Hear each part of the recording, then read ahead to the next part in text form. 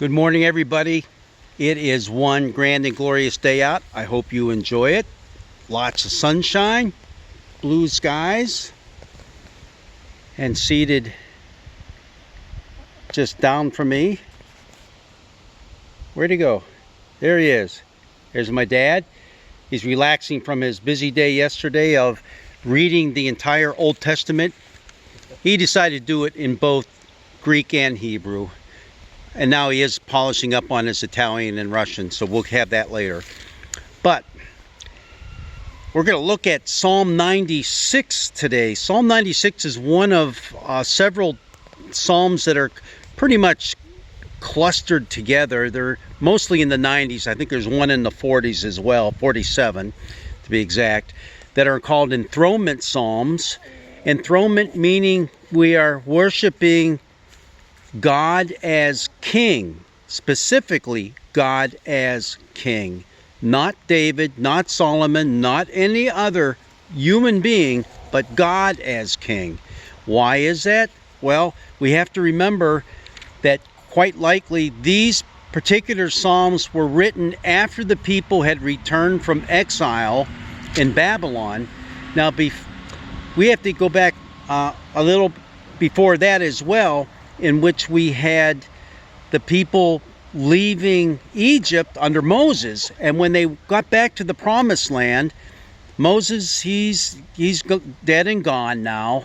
He passed away before he moved into the promised land, but the people were there, and they started griping and groaning to Samuel, the prophet Samuel, prophet and priest, and they said, hey, we want a king just like everybody else. Why would they want a king? Because if you had a king, you were almost guaranteed safety.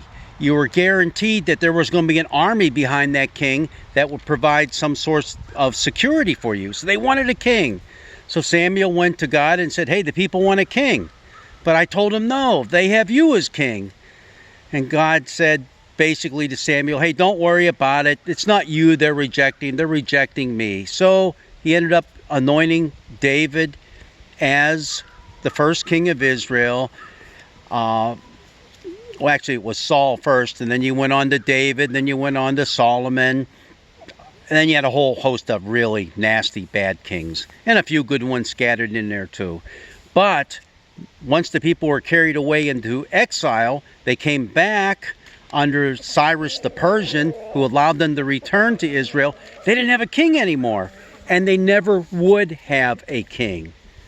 But the religious leaders of the day did a really good thing. They turned the people's eyes back toward God, and they said, you don't need a human king.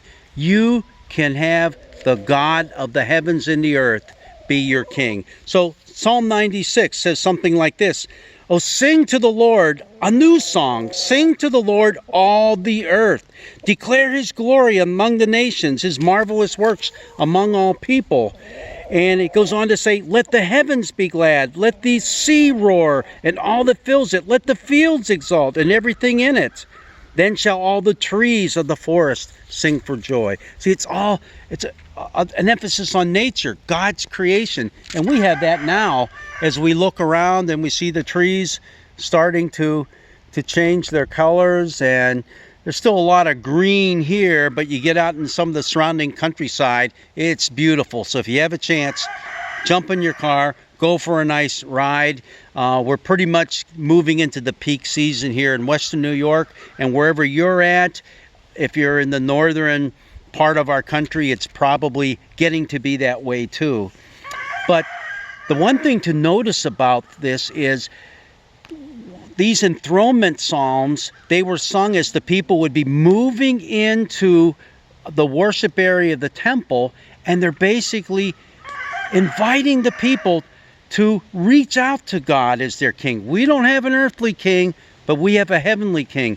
But it's not one of these deals where, okay, God, you're our king. Now you just do your thing and we'll just sit back and watch you do it. No, we are invited to take part. There's words such as, they're imperative tense too. Sing, bless, tell, declare, all the way through the psalm. They are action words. You just don't sit back and let God do everything. No, you get involved too. And that's what we are to do as God's people. Be involved in his wondrous works of creation. Be involved in his works of justice. When you read these enthronement psalms, it's not just talking about the beautiful trees and the mountains and that. It's also talking about God being a God of righteousness, making things right between the nations and the people.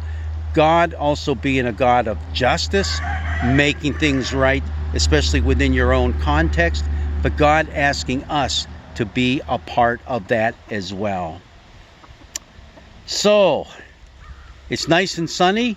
It's brilliant, and it's starting to warm up very comfortably here. Again, hopefully where you're at, it's the same way.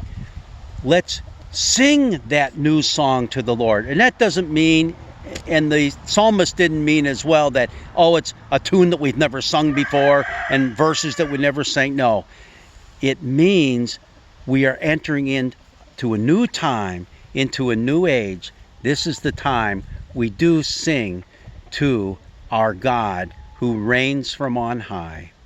God's blessings be with you this day, and hopefully by tomorrow my dad is finished memorizing the Bible in Russian, and as he promised, he'll get right back to you. Have a great day.